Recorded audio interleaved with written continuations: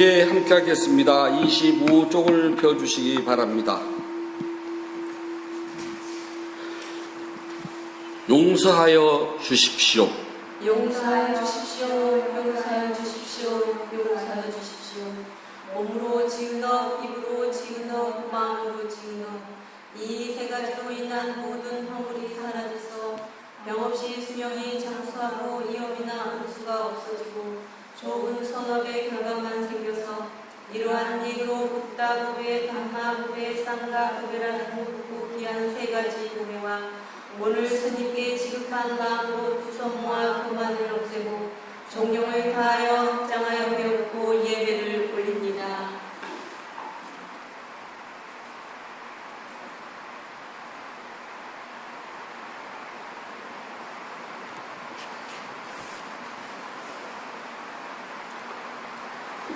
아함 파짜실랑 사마디야미 와나디파타 그라마니 시카 파당 사마디야미 아긴나다나 그라마니 시카 파당 사마디야미 까메스미 짜짜라 그라마니 시카 파당 사마디야미 무사와다 베라마니 시카 파당 사마디야미 수라메라야 메짜파마다타나 베라마니 시카 파당 사마디야미 7월 14일 2주차 일요본문을 하겠습니다. 부처님 말씀 함께 하겠습니다. 사이타 니까야 1권 42번 경 무엇을 베품경 2번 구절입니다. 무엇을 베풀면 힘을 주는 것이 되고 무엇을 베풀면 힘을 주는 것이 되고 무엇을 베풀면 아름다움을 줍니까? 무엇을 베풀면 아름다움을 줍니까? 무엇을 베풀면 안락함을 주고 무엇을 베풀면 안락함을 주고 무엇을 베풀면 눈을 줍니까? 무엇을 베풀면 눈을 줍니까? 무엇을 베풀면 힘을 주는 것이 되고 무엇을 베풀면 아름다움을 줍니까? 무엇을 베풀면 안락함을 주고 무엇을 베풀면 눈을 줍니까? 무엇을 베풀면 힘을 주는 것이 되고 무엇을 베풀면 아름다움을 줍니까? 무엇을 베풀면 안락함을 주고 무엇을 베풀면 눈을 줍니까? 네, 편안하십시오.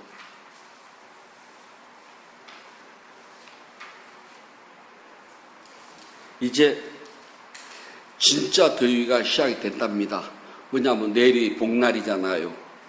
그래서 복날이 오게 되면은 앞으로 이제 한 30일 동안 복날이 10일 간격으로 초복, 10일 후에 중복, 또 열흘 지나서 말복 있거든요. 그래서 앞으로 이제 30일간은 한 달 내내는 이제 무척 더운 일만 남았답니다. 어떤 큰 스님 찾아가서 젊은 수행자가 물어요. 스님, 이렇게 더울 날은 어디가 제일 시원할까요? 그 소리는 우리가 살고 있는 이 세상은 삼계 화탁이라고 그래요. 굴란집과 같다 그렇습니다. 그래서 언제 내 몸이 불탈지 모르거든요. 그래서 어디를 가야지만이 이 생사 윤회에서 또 벗어날 수 있을까요? 좀 좋은 데가 있을까요? 하고 물어본 거거든요. 그래서 스님이 이렇게 더운 날은 확탁, 녹탄, 확탁, 펄펄 끓는 물속, 노탄, 이글이글 타는 숯불, 그 속이 제일 행복하고 제일 시원하지라고 말씀하신답니다. 우리가 살고 온 이 사바세계가 펄펄 끓는 물과 같고 이글 타는 숯불과 같다 하더라도 이곳이 생사윤회에서 벗어날 수 있는 가장 좋은 곳이랍니다. 그래서 불자들에게는 춥고 더움은 별로 중요하지 않대요. 아니면 세상은 더운 건 덥답니다. 그래서 아침에 이렇게 보다가 저는 뭐 에어컨을 바꿀까, 소리가 안 나는 짠 걸 바꾸면 얘가 시원해질라나, 아니면 천장에다 때려 박아야 되나 하고 지금 한참 고민을 했답니다. 조금 더 제가 연구를 해가지고 어떻게 방법을 해볼게요. 저걸 키면은 시원은 한데 금방 시원해지는데 소리가 요란스러워가지고요. 그리고 요즘 이렇게 가봤더니 소리가 안 나는 조용한 것들이 있긴 있더라고요. 아주 고민을 하고 있답니다. 세상을 살아가는 거는요, 우리 모두가 자기만의 한 권의 책을 가지고서 그 책에 차곡차곡 글을 써 내려가는 것과 같답니다.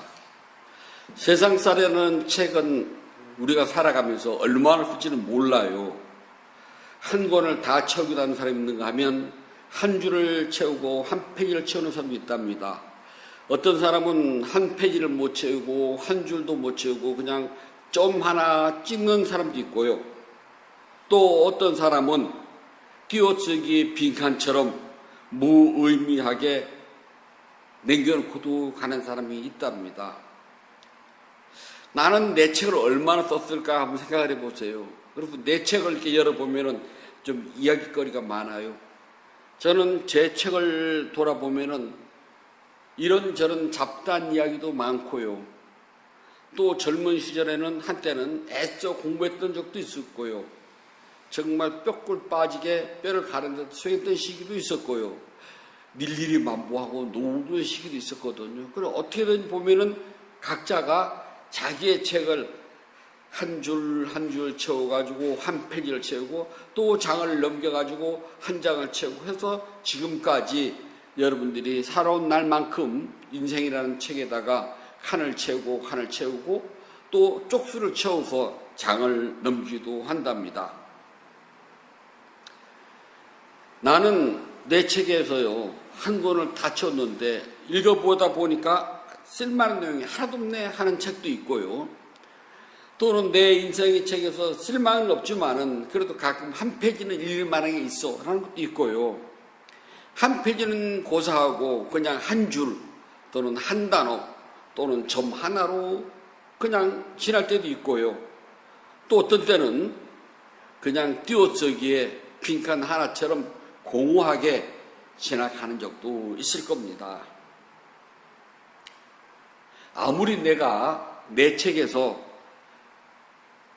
쪽수를 안 채운다 하더라도 있잖아요. 시간이 되면 저절로 내 책의 한 페이지는 저절로 넘어가요.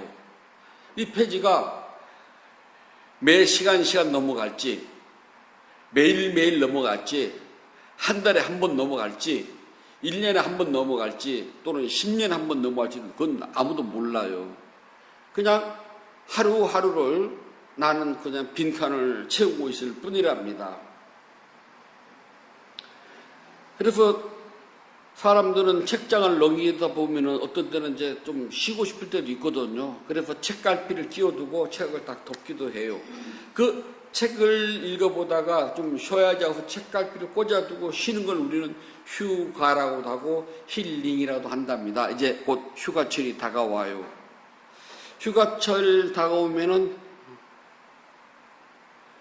글쎄요, 굳이 뭐 나가서 더운데 바가지 쓰고 할 일이 있을까 하는 생각도 또 들어는 가요. 근데 애들은 집은 가야 된다 그러더라고요. 그냥 그것보다는 집에서 수박 한 통 사놓고 아이스크림 먹고서 그냥 제 생각은 더운 날은 있잖아요. 에어컨 빵빵 틀어놓고 집에서 시원한 거 먹고 뒹굴뒹굴 하는 것이 좀 최고 휴가 같더라고요.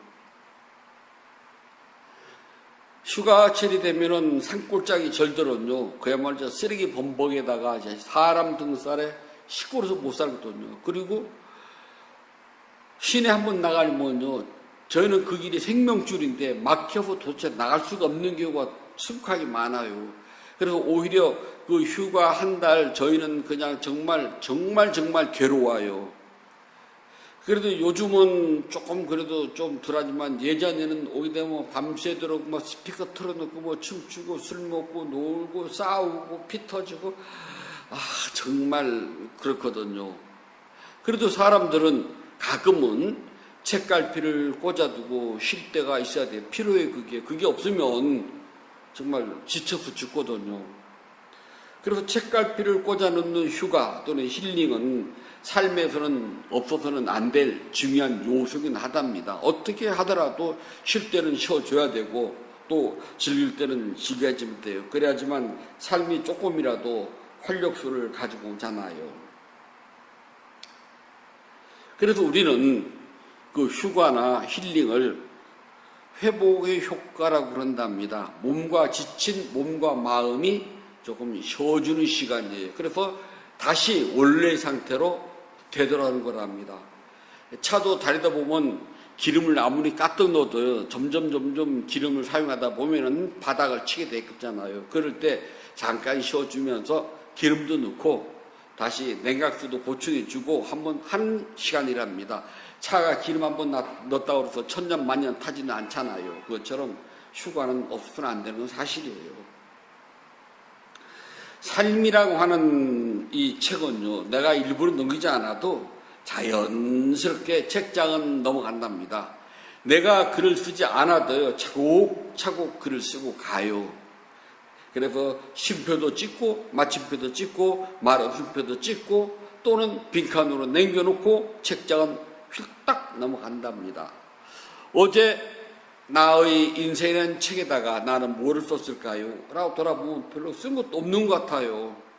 그냥 하루라는 그 공백을 어떻게 보면 그냥 빈칸으로 내두기도 하고 또는 점 하나 찍기도 하고요. 또는 간단하게 한 단어로 쓸 수도 있거든요. 그렇게 나의 인생이라는 책에서 나는 어제 하루를 보냈답니다. 사람은 아무리 휴가를 가고 힐링을 하여도요, 그 자체가 정말 한 개의 점 하나에 불과할 때가 많아요. 지나간 시간을 되돌아보면은 우리가 앞으로의 시간은 몰라요. 지난 시간을 되돌아보면 전부 점 하나로 끝나 있답니다. 그냥 별것도 아닌 시간들을 아웅다웅하고 살아왔거든요. 태어남, 한문으로는 출생, 그리고 인도말로는 자띠라고 그래요. 태어남. 태어났다는 것은요, 윤회의 세계 속에서 내가 지어놓은 업의 무게를 가지고 이 세상에 나왔다는 겁니다. 이 세상에 태어났다는 것은 자띠는요, 내가 윤회의 생 속에서 지어놓은 나의 업을 고스란히 가지고 왔다는 소리예요. 물론 과거 수 없는 윤회 성수 지은 것을 금생에 다 받지는 않아요. 무거운 것을 받는답니다. 그래서 나쁘고 해로운 것이 무거울 수도 있고 유익하고 이로운 것이 무거울 수도 있는데 아무튼 이것들 중에서요, 무거운 것들끼리 번갈아서 나타난답니다.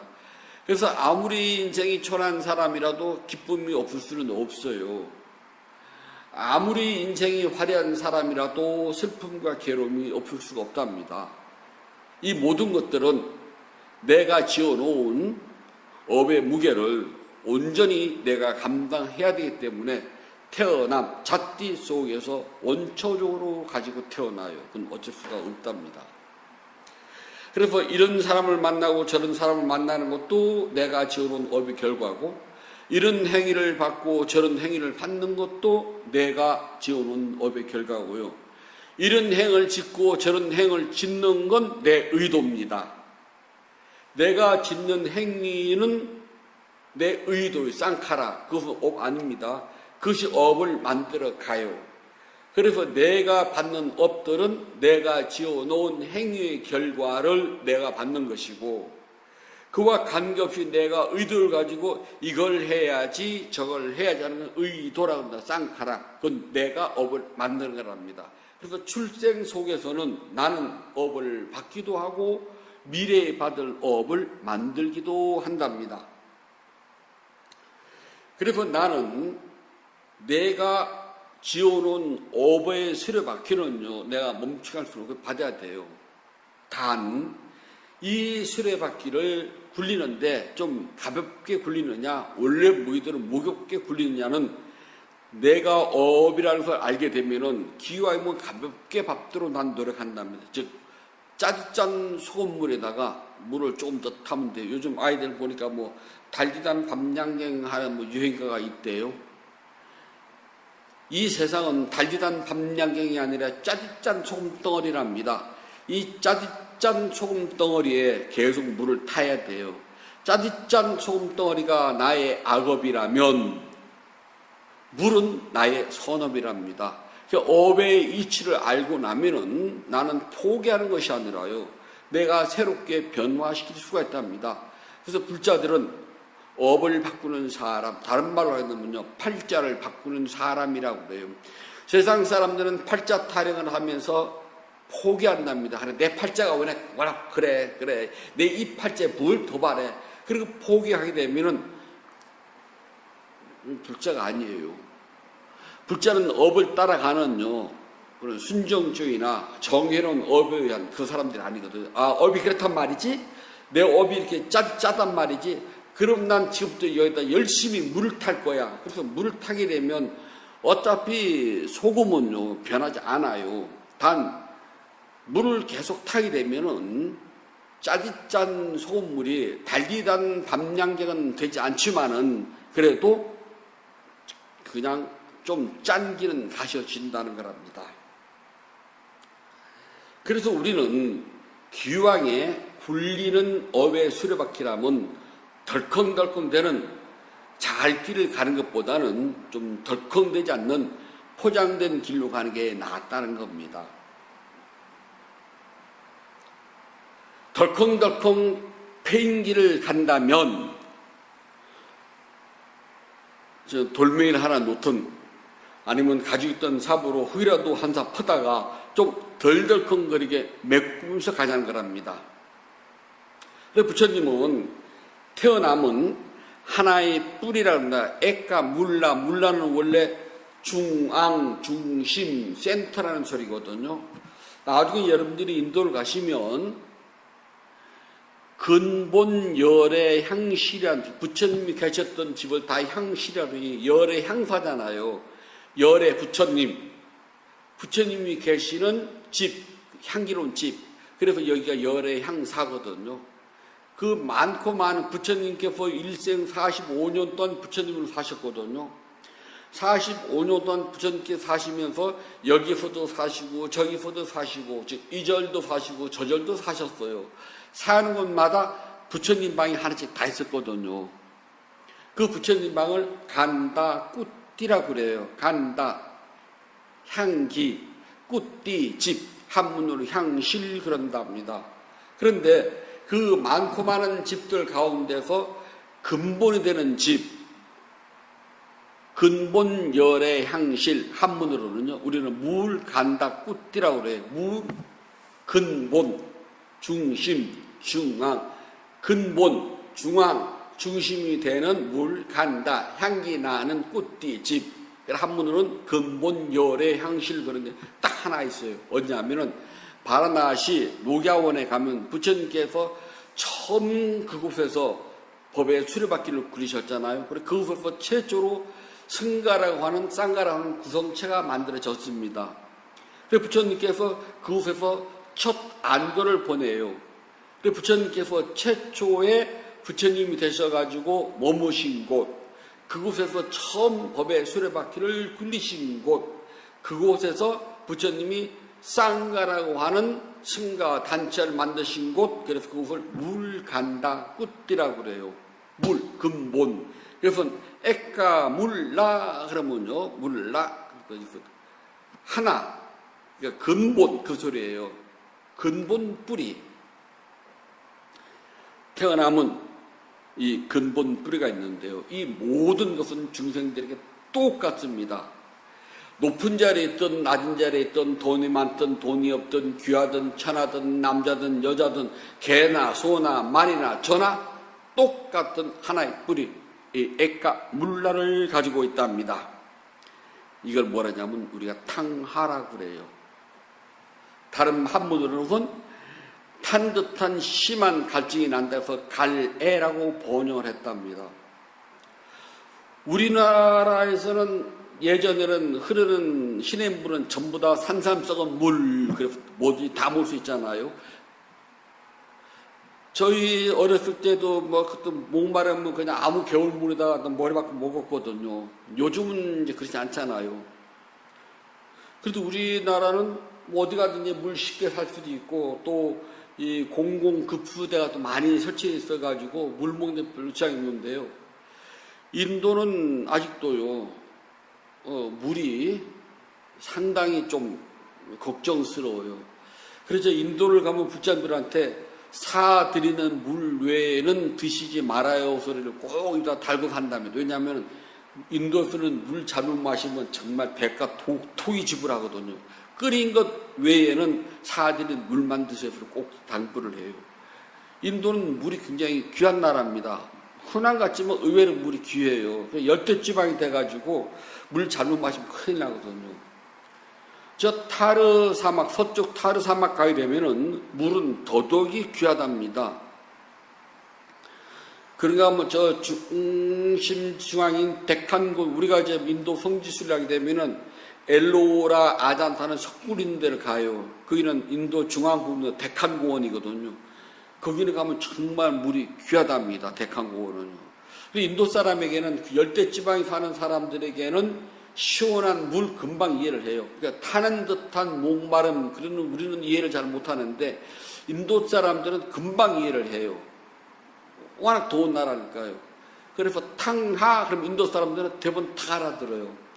근데 중국 사람들은 이거를 이제 갈에라 번역했는데 중국이 왜 차가 발전됐냐 하면은요, 이 황토 고원 올라가잖아요. 중국은 물이 의외로 귀한 나라입니다. 물을 마시면 거의 흙냄새가 나요. 황토 흙냄새요. 그래서 물을 끓여도 흙냄새가 나요. 희한하거든요. 그래서 거기다 차를 넣어야지만이 흙냄새가 안 난답니다. 그런데 인도는 중국은 차가 발달될 수밖에 없어요. 우리는 굳이 차를 안 넣어도 되거든요. 전 유럽은 안 가봐서 모릅니다. 유럽은 석회질이 많다고 그래요, 물에. 그래서 석회 때문에 우리 처음 물 갈아 마시고 설사도 많이 그렇다고 그러네요. 그래서 우리는 타는 듯한 목마름, 그럼 이해를 못 하는데, 아무튼 그렇게 알고 있어요. 타는 듯한 목마름.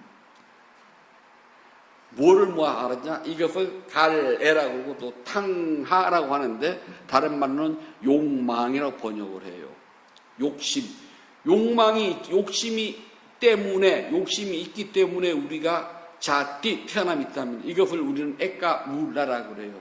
즉 생명 가진 모든 존재는요 뭔가 욕망을 다 가지고 있어요.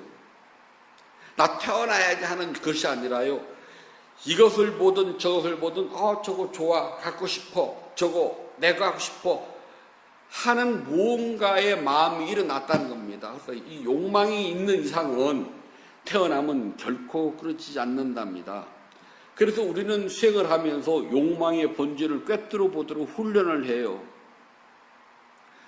하다 보면 다리가 아파요. 그런데 우리는 아픔이라고 물질의 본질인 알아차리기 이전에 자연스럽게 자세를 바꾼답니다. 즉 욕망이 나를 지배를 한 거예요. 가려워요. 그러면 자연스럽게 선이 올라와서 긁어요. 이 순간 욕망, 가려움을 없애고 싶다는 욕망이 나를 지배를 하고 다리가 아프니까 다리를 바꿔야 하는 욕망이 나를 지배를 한 거고 허리가 아파요. 나도 모르게 허리를 한번 후기 많이 틀어요. 그 순간 욕망이 나를 지배를 한 거랍니다. 욕망이 나를 지배한 순간요. 깨달았다? 거짓말이에요. 그 사람도 아주 간단해요. 하는 걸 보면 알거든요. 욕망이 나를 지배하는 순간 나는 욕망에게 지배를 당했고 즉 욕망이 나를 부린다고 그래요. 욕망이 나를 부리는 순간 나는 윤회에서 영원히 벗어날 수 없답니다. 그래서 우리는 욕망이 나를 묶고 욕망이 나를 끌고 다니고 욕망이 나를 다스려도 나는 욕망으로부터 다스림을 받지 않고 욕망에 끌려다니지를 않고 나는 욕망을 부리기 위해서 내가 이제 훈련을 해요. 그래서 다리가 아플 때는 바꾸기 전에 아픔을 알아차려요. 도저히 못 참아서 다리를 바꿔야 됐어요. 그때는 내 의도, 네 시키는 대로가 아니라 내 의도를 바꿀 거야. 내가 바꿀 거야. 바꾸려고 그리고 바꿔줘요. 그러면 욕망이 나를 부린 것이 아니라 내가 욕망을 부리게 된답니다. 가려워요. 북북 긁는 것이 아니라 먼저 가렵다는 본질, 가려워요. 당연한 거니까 가려움 알아차려요. 도저히 못 참고 긁어야 되겠어요. 그럴 때 그냥 긁는 것이 아니라 그냥 긁으면 욕망이 나를 부리지만 아니야 내가 욕망을 부릴 거야. 그래서 나는 긁으려고 함 하고서 의도를 알아채래요. 의도를 놓여. 내가 긁지 네가 긁어서 긁어주는 거 아니야. 그래서 내가 긁으려고 함 그리고 긁어줘요. 그걸 보고 우리는 욕망을 부린다. 다른 말로 쉬운 말로 마음의 부림을 당하느냐 마음을 부리느냐예요. 즉 앞에는 마음이 나를 부려먹는 거예요. 긁어라 하면 긁고 다리를 바꾸라 하면 바꾸고 허리를 움직이면 움직였잖아요. 근데 내가 마음을 부려요. 그래서 내가 긁어야 되겠어 긁어요. 내가 다리를 바꿔야 되겠어 바꿔요. 내가 허리를 움직일 거야 움직인답니다. 요 차이가 하늘과 땅이랍니다. 요 차이뿐이에요. 그래서 이것이 계속되면 되는데 안타깝게도요 안 돼요. 평상시는 부리는 대로, 욕망이 탕하가 부리는 대로, 갈애가 부리는 대로, 마음이 부리는 대로 가서 그냥 생각 없이 긁고 생각 없이 움직이고 하거든요. 갈증이 나면 나도 모르게 물 마시잖아요. 마음이 나를 부린 겁니다. 즉 탕하가 나를 부린 거예요. 그게 아니라 갈증이 그건 사실이잖아요. 그런데 내가 이제 갈증을 가지고 난 물을 먹을 거야. 그래서 물 먹으려고 함하고 내 의도에 따라서 물을 먹어주면은 그걸 보고 우리는 마음을 부린다 그래요. 제일 간단해요. 깨달았다는 사람한테 마음을 부려요. 마음의 부림을 당해요. 그래가지고서 하면은 99.99%가 헛소리를 한답니다. 요 원리는 딱 이 원리예요. 되게 쉬워요. 그러면 말할 때는 말은요 생각의 변화에 따라서 곧장 입으로 짧아요. 연결 구간이 여기처럼 가려움 알아차리고 긁으려고 하면 말하려고 하면 말 어떻게 나라고 말할 거야 넌 말할 거야 넌 그래서 넌 그렇게 말 안 하잖아요. 나는 곧바로 나오잖아요. 나는 물을 마실 거야 그러지 나라고 말할 거야 너이라고 말할 거야 넌 물이라고 말할 거야 물 그래서 넌 물 그렇게는 안 해요. 그럴 때는 마음이 어디 있을까요? 그럴 때는 움직이는 입술 요것밖에 볼 데가 없어요. 마음은 못 봐요. 그리고 움직이는 입술을 관찰을 한답니다. 말을 할 때는. 말할 때 마음은 여기 있어요. 여기 있는 것이 아니라 이건 못 봐요 우리가. 왜냐하면 워낙 아주 짧은 시간에 마음은 점이라고 그랬잖아요. 생멸이 이어진다고 그랬잖아요. 단 이것이 쭉 이어진다고 상속심 기억나요? 생멸, 상속. 그러니까 말은 마음의 생멸과 상속이 찰나 이어지기 때문에 내가 이름을 붙일 수가 없어요. 그래서 움직이는 건 딱 하나. 입술밖에 없어요. 그거 외에는 안 된답니다. 그래서 우리 모두는 하나의 근본, 액가 물라라고 하는 요 욕망, 이 욕망을 가지고 있기 때문에 잣띠 태어남이 있는 겁니다. 왜 태어나느냐? 간단해요. 욕망이 있으면 태어나요. 어떻게 태어나느냐? 사람으로 태어나느냐, 개, 돼지로 태어나느냐, 그것은 각자 자신이 지은 업에 따라서 어떤 생을 받아서 어떻게 받지는 몰라요. 그걸 알면 얼마나 좋겠냐마는. 그래서 제가 늘 하는 말, 다음 생에 또 사람으로 태어난다는 보장을 누가 해줘요? 아무도 못 해줍니다. 그래서 우리는 이 욕망이라고 하는 하나의 뿌리에서 생을 받는데 왜 그러냐면 지혜가 없기 때문에. 이걸 보고 무명이라고 그래요. 밝지 않다. 근데 무명이 되면은 즉 지혜가 없기 때문에 우리는 끊임없는 윤회의 세계에서부터 벗어날 기약이 없답니다. 그래서 이 하나의 뿌리, 즉 욕망, 갈애, 탕하 또는 무명 다 같은 말입니다. 여기에서부터 줄기가 뻗고 가지가 나오는데 이걸 우리가 이른바 84,000번뇌라고 그래요. 그러니까 84,000번뇌는 딱 하나 시작돼요. 어디? 욕망 또는 갈애 또는 탕하 또는 무명, 전부 다 똑같은 말이랍니다. 그래서 감각적 욕망, 눈, 귀, 코, 혀, 몸, 마음이라 하는 여섯 감각기 안에서 닿는 것들은요, 그냥 줄기에 불과해 곁가지일 뿐이에요. 이 모든 것들은 가운데 하나인 중심되는 뿌리, 탕하를 벗어나지 못한답니다. 그래서 이 세상은 결코 영원한 것은 없는데요. 간혹 착각을 해가지고 영원주의, 아냐, 우리는 변치 않는 마음이 뭔가 하나가 있어. 즉 영혼이 사라지질 않아. 이 영혼이라는 주체가 있어서 이 주체가 이 세상에서 저 세상으로, 즉 사람이고 동물도 되기도 하고 이렇게 뭐 변할 거야. 그래서 우리가 상견이라고 하는데 영혼주의.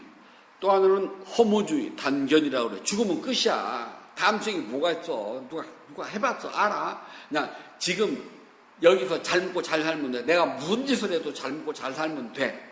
그런 사람들이 있거든요. 남에게 해를 주든 말든 그냥 나만 잘 먹고 잘 살면 돼. 죽은 다음에 누구 알아 하는 것. 이걸 우리가 허무주의 또는 단견이라고 한답니다. 그래서 단견과 상견은 불교에서 피해야 될 두 가지 견이라고 그래요. 영혼이 있어. 대부분의 종교들은 영혼이 변치 않는 신이 준 영혼이라는 게 있어가지고 이 영혼이 있기 때문에 계속 우리는 신의 뜻에 따라서 이런저런 생명을 가지고 태어나 그건 상견이라고 한답니다. 아니야. 영혼이라는 게 어디 갔어? 죽으면 끝이지 뭘. 그런 사람들 있잖아요. 그건 단견이라고 그래요. 허무주의자. 하나는 영원주의자, 하나는 허무주의자. 근데 불교에서는 이 두 가지 모두를 다 우리가 멀리 버려야 될 존재랍니다. 또 영원주의인 상견론자거나 허무주의인 단견론자라도 있잖아요. 살아가는 동안 자기 평생 있잖아요. 사는 동안은 자신만 가지고 있는 자신의 인생의 책은요, 차곡차곡 책장이 넘어가고요, 차곡차곡 글을 쓰게 돼 있어요. 뭐 영원하든 뭐 허무하든 상관없이 써요. 그래서 생각해 보면 자신이 지나온 날 자신의 인생의 책에 쓴 거는요, 기억을 안 하려고 하는 뿐이지 다 그대로 남아있답니다. 그리고 우리는 인생의 책장에다가 내가 차곡차곡 채워놓은 그 글귀들, 심지어 점 하나 또는 비워놓은 그 쉼표 하나까지 몽땅 포함해서 우리는 뭐라 그러냐? 업이라고 이야기를 한답니다. 그래서 이 책장은 멈출 수가 없어요. 언제 끝나냐? 이번 생에 죽어야지만 책장이 드디어 끝나요. 그 전까지는 절대 끝나지 않습니다. 쫑을 못하고요. 쫑이 없어요. 죽어야지만 쫑이지. 이 시간도 지금 쓰고 있잖아요. 빠짐없이 내 평생에 차곡차곡 기록되어 있는 것. 그런데 한 번 쓰여진 것을 절대 못 지운다는 것.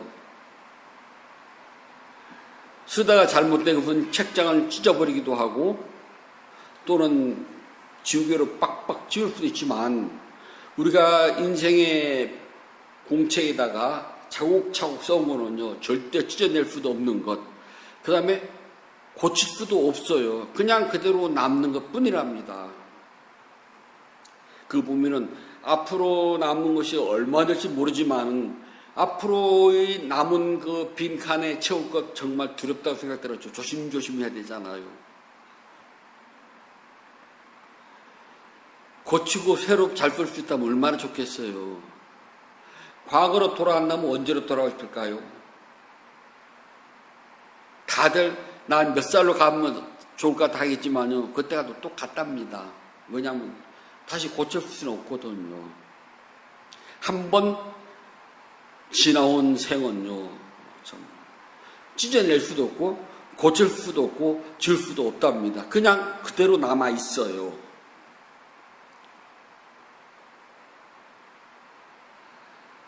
불타는 집에서는요, 다 타버려요. 끄집어내 온 것만 메꿔서 남는답니다. 어떤 스님이 절에 불이 나가지고요, 자기 방에서 뭘 하나 끄집어내왔는데 하나 더 끄집어내겠답니다. 뛰어들어 가려면 다른 스님이 붙잡으세요. 근데 그 스님은 가서 저 꺼내와야 되는 중요한 서류라고. 그래서 신랑이라 하는 순간 집이 팍 무너졌어요. 들어서면 죽었잖아요. 우리는 불타는 집에 있으면서도요, 장난감에 취해가지고 어쩔 줄 몰라요. 좋아서요. 그리고 욕심이 생겼어요. 또 들어가려고 그래. 그러면 죽어요. 한번 끄집어내온 것, 그것이 처음이자 마지막으로 끝내야 되거든요.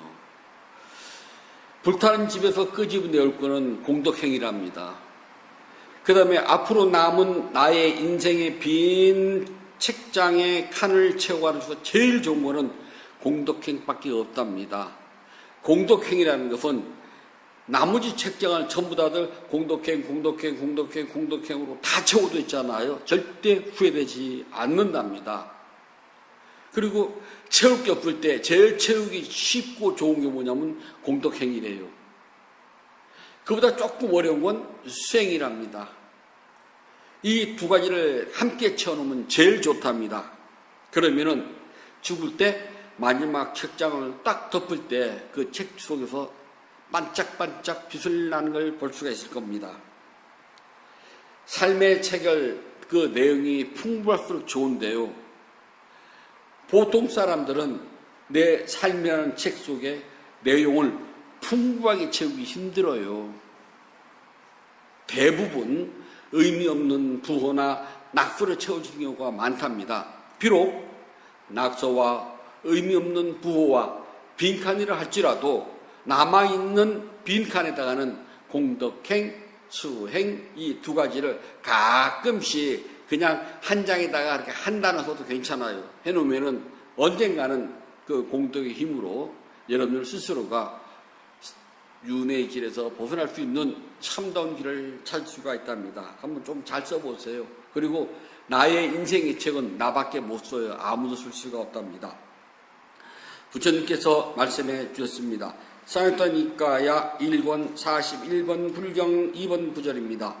음식을 베풀면 힘을 주는 것이 되고 음식을 베풀면 힘을 주는 것이 되고 옷을 베풀면 아름다움을 주는 것이 되고 옷을 베풀면 아름다움을 주는 것이 되고 탈 것을 베풀면 안락함을 주는 것이며 탈 것을 베풀면 안락함을 주는 등불을 베풀면 눈을 주는 것이라네. 등불을 베풀면 눈을 주는 것이라네. 거처를 베푸는 사람은 모든 것을 주는 사람이지만 거처를 베푸는 사람은 모든 것을 주는 법을 가르치는 사람은 죽지 않음을 주는 사람이라네. 법을 가르치는 사람은 죽지 않음을 주는 사람이라네. 음식을 베풀면 힘을 주는 사람인 것이 되고 옷을 베풀면 아름다움을 주는 것이 되고 탈 것을 베풀면 안락함을 주는 것이며 등불을 베풀면 눈을 주는 것이라네. 거처를 베푸는 사람은 모든 것을 주는 사람이지만 법을 가르치는 사람은 죽지 않음을 주는 사람이라네. 음식을 베풀면 힘을 주는 것이 되고 옷을 베푸는 아름다움을 주는 것이 되고 탈 것을 베풀면 안락함을 주는 것이며 등불을 베풀면 눈을 주는 것이라네. 거처를 베푸는 사람은 모든 것을 주는 사람이지만 법을 가르치는 사람은 죽지 않음을 주는 사람이라네. 7월 14일 둘째 주 일요 본문을 마치도록 하겠습니다.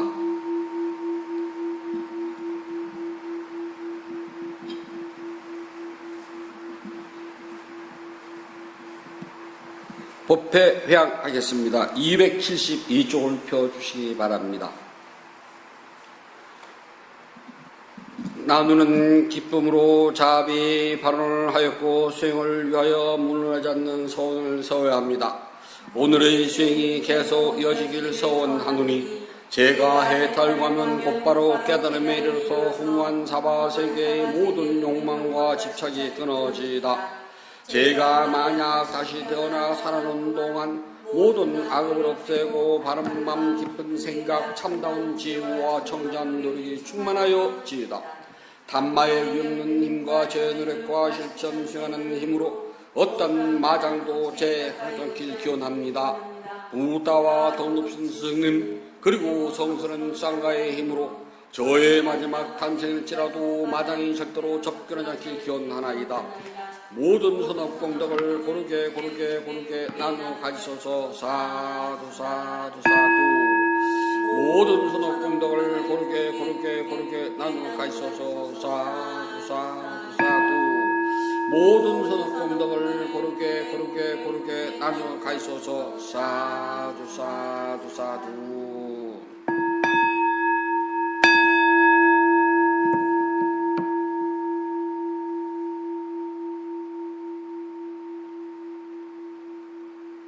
(7월 14일) 둘째 주 일요법회를 마치도록 하겠습니다. 행복하세요.